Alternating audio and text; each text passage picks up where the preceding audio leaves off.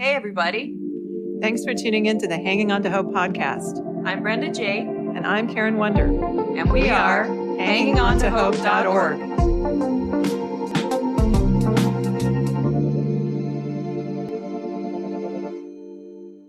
This podcast is intended as educational and is not psychological or medical advice.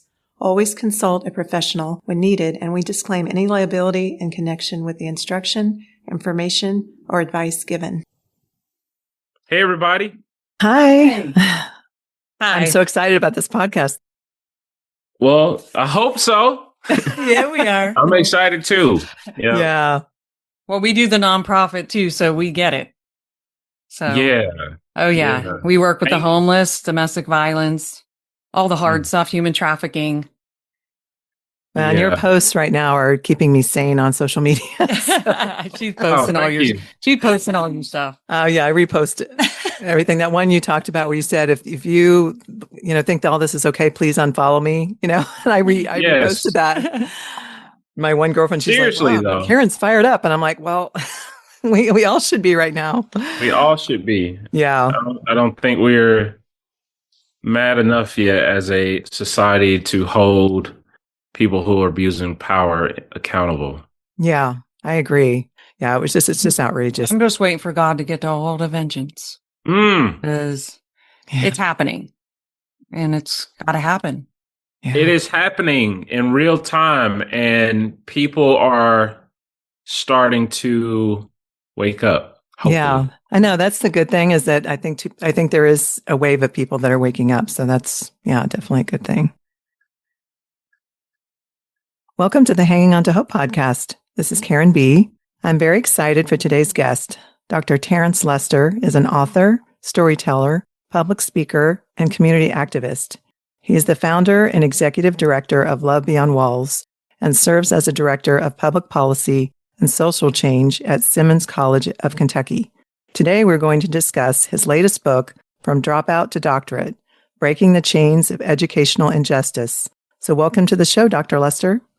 Hey, how's it going? Good. So nice to officially meet you.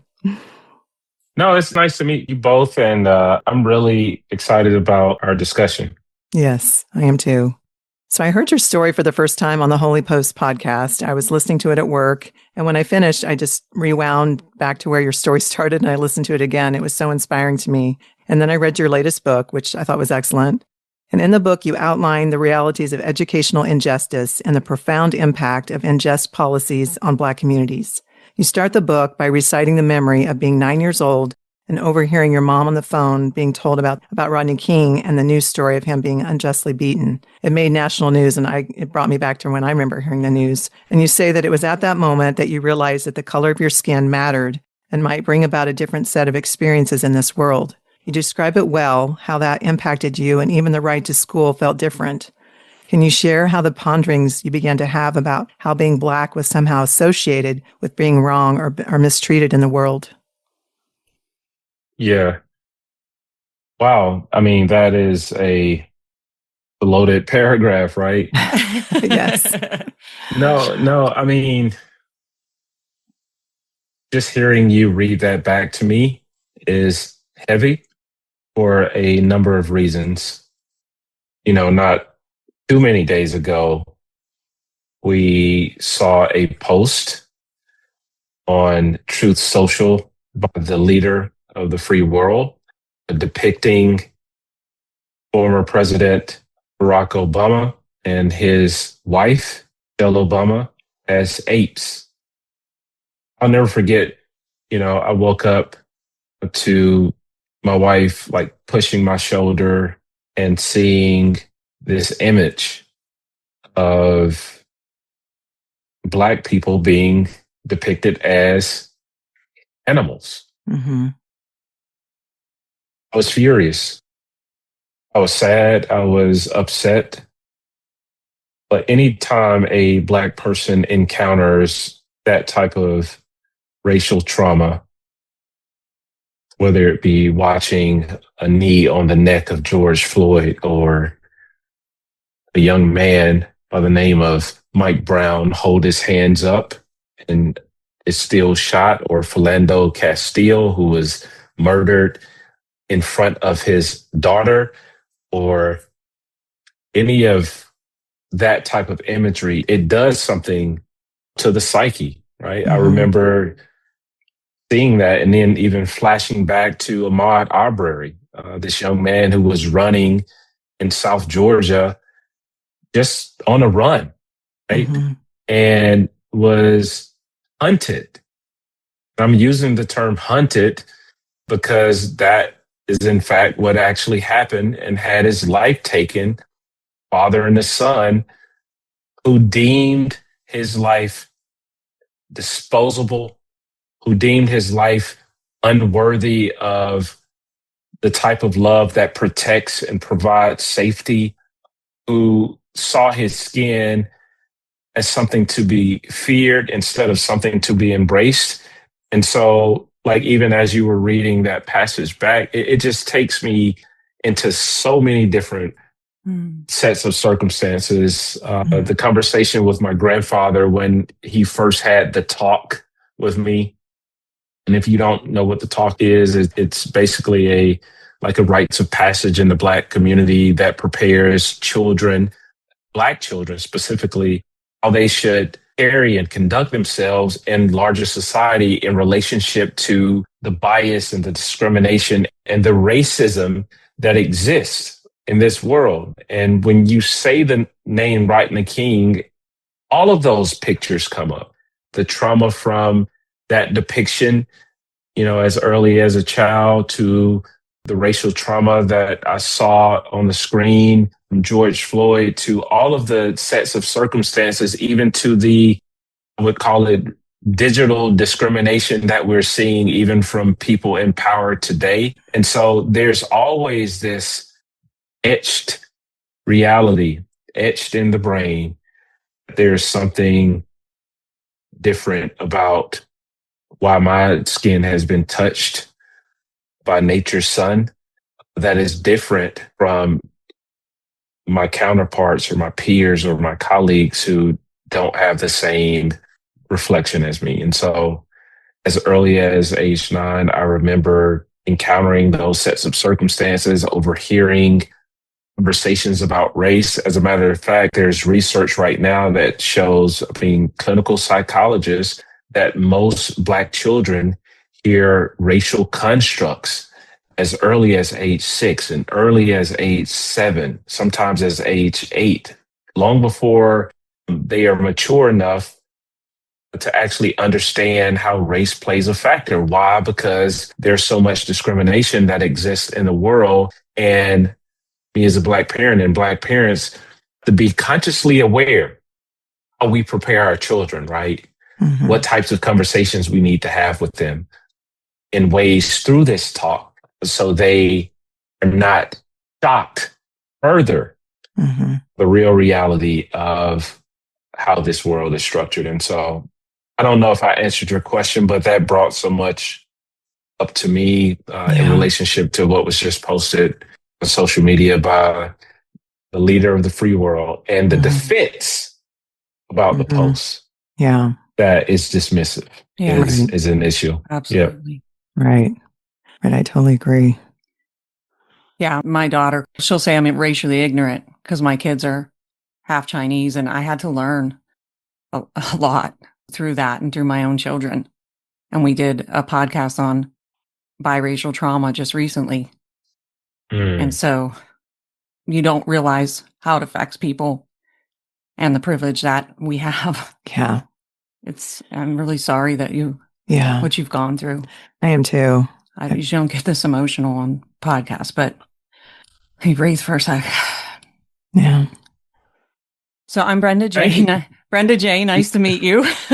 Nice to meet you. Yeah. I mean, you started heavy, and that's what I know. Yeah. I mean, we did. It's just, It's an important topic too.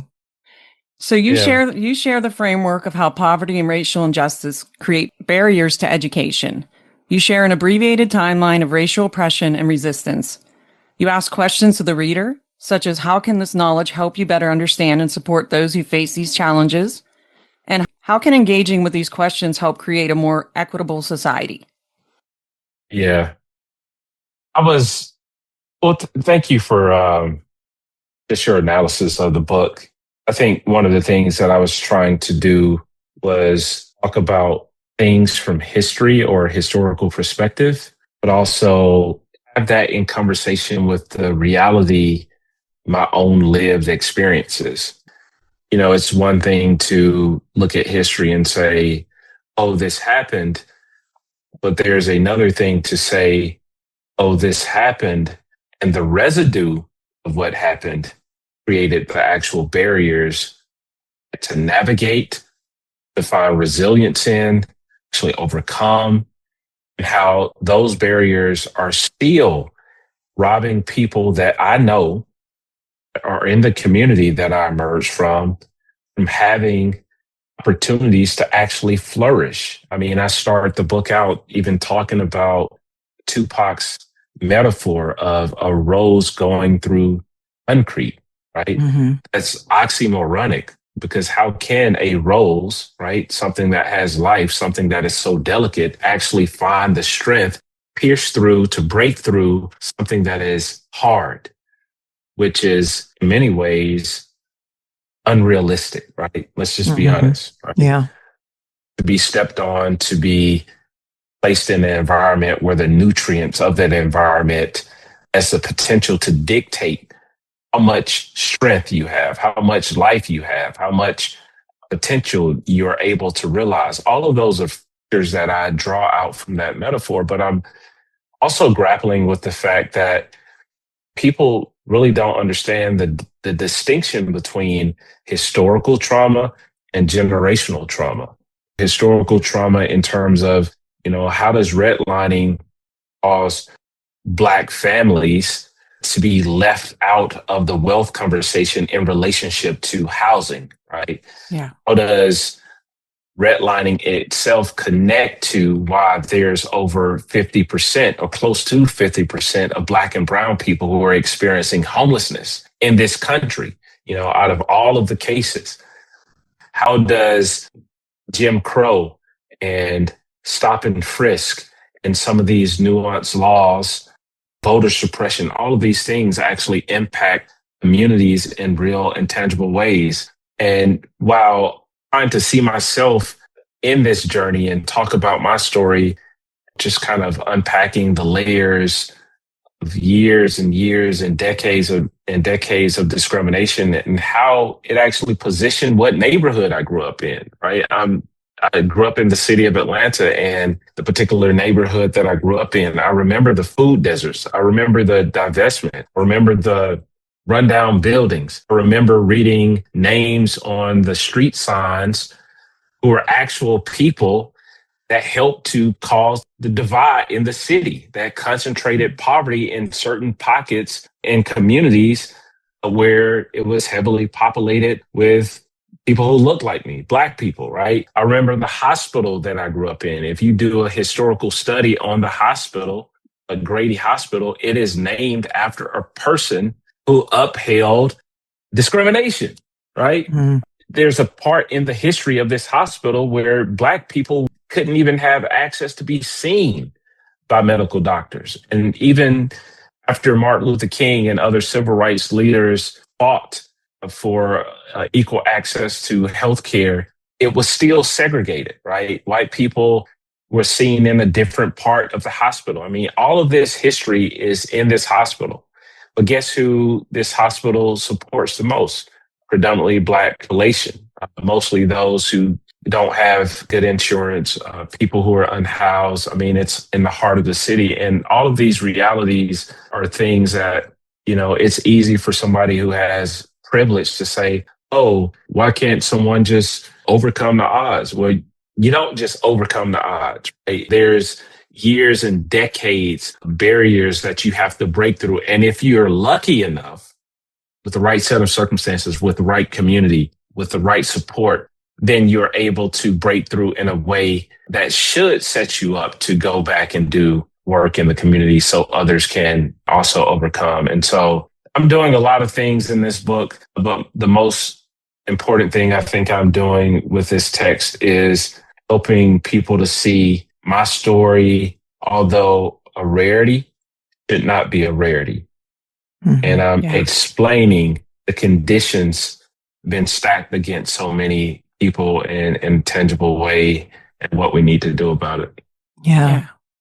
Yeah. And you outline that very well. And for me, I mean, I don't think I woke up to the fact that I have white privilege until the George Floyd incident. And when that happened, and there's already been division in our country, but that was definitely a divisive point. And then I did a deep dive into that and saw a lot of the stuff I'd learned even in history was whitewashed. And it was shocking to me. And then I homeschooled my kids. And I remember even the curriculum we used was Abeka. And I look back and it was very whitewashed. So I'm constantly apologizing to my kids and constantly like trying to tell them the truth. So I wish I would have woke up sooner, but I'm still learning. It's a learning process, but I just appreciate your voice so much.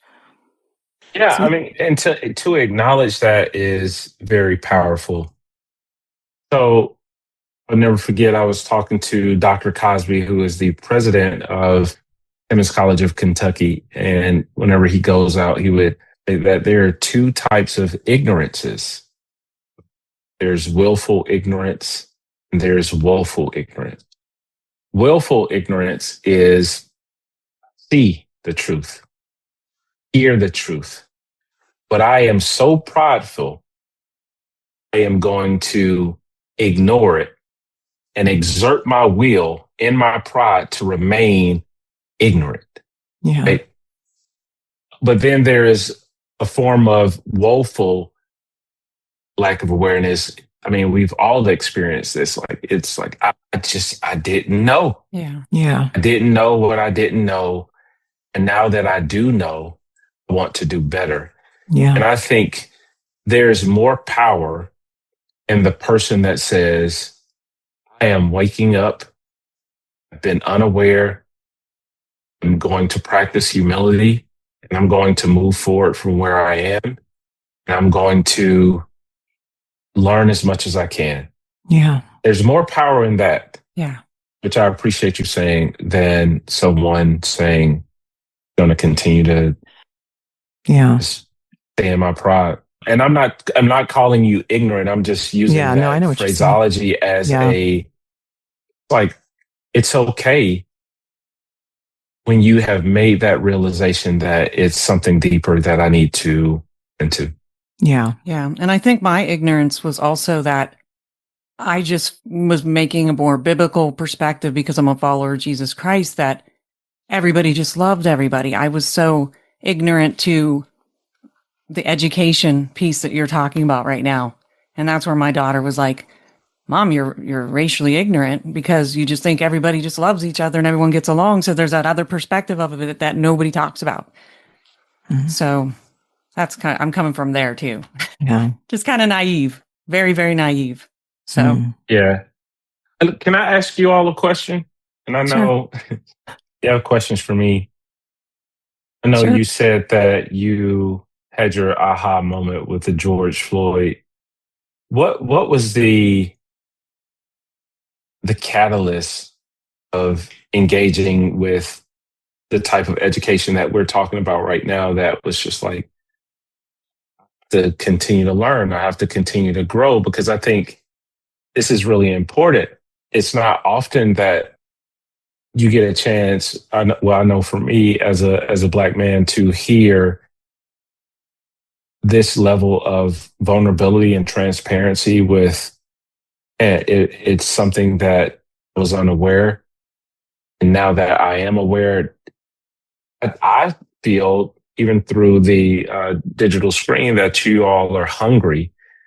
And when I say hungry, I mean that you are driven to become more aware, but also take that level of awareness and have it show up in your actions with how you are living, how you are parenting, how you are showing up in your community. And I think that is very important, because my level of understanding is different in that I grew up, I didn't hear a lot about Black history. I mean, I had to become an independent scholar because, Black history is kind of hidden. Even now, we just saw the leader of the free world try to do away with Black History Month and even make that type of post during Black History Month and stuff like that. And so my journey was like learning my history and then understanding my relationship with it, not from a perspective that I am oppressed by my history, but my history and Black history doesn't just start with the enslavement of Africans in this country, right? Mm-hmm. That it goes beyond that. And there's so much in that it helps me to understand my empowerment and my sense of pride and my sense of belonging, and just looking at the depth of the riches and the wealth, not in terms of financial resources, but the wealth that Black people bring, period. That has been something that has been empowering to me to become more confident in my voice as I am talking about these types of issues, but also realizing that there are more that needs to discover and be empowered by this type of history. And so I guess I'm asking you, it's like, what is driving you right now to just grow more? Mm-hmm. And I know I'm not trying to interview you, but That's fine. It's a conversation. Yeah. I don't know. I mean, I read, I don't know if it's around that time, I read Desmond Tutu's book about the apartheid and several quotes in there. And I came from, I mean, our podcast is all about, we both were in like destructive marriages. I mean, mine, I would call this more destructive, is more emotional, spiritual abuse. Brenda's was that and physical, very physical on top of it. So I saw so much similarities in what he was saying about even, abusers use a certain language. It's a lot of gaslighting that's going on. And I think with George Floyd, when all that happened and there was so much division going on, I don't know, the people on my Facebook feed and stuff that were posting things that I didn't agree with. And I just wanted to know what is really going on. And that's what caused me to, I joined there's a Facebook group called Be the Bridge. Oh, yeah. Yeah. Shout out to my sister, Latasha Morrison. Yes. Yeah. Yes. And I still need to go back and read I haven't finished all the resources. They have an incredible amount of resources there, but even just the few I had gotten into, I was just shocked that I didn't get this education and that it was so much whitewashing of history. And it just made me rethink everything, So like I said, I'm still learning, but it definitely opened my eyes during that. That was just a pivotal moment, I guess, for me.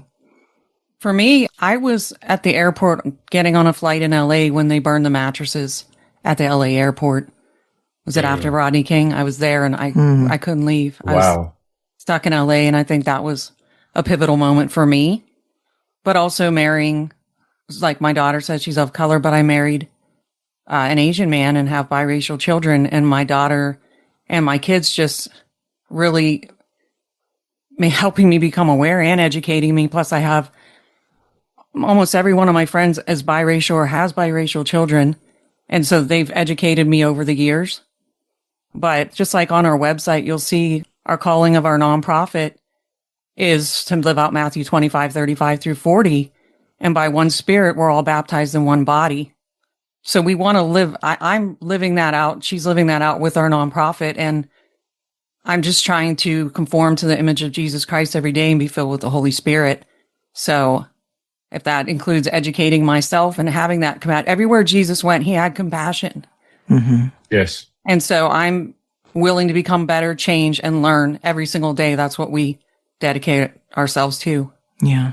So that's just really short version of where I'm coming from.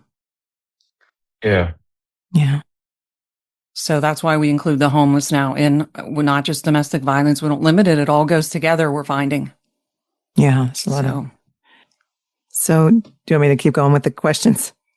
Yeah. Yeah. Okay. So you say in your book that you were 5 years old when your mother separated from your father due to violence and how she raised you and your sister as a single mom. You recall vividly the day you all three walked away from your home.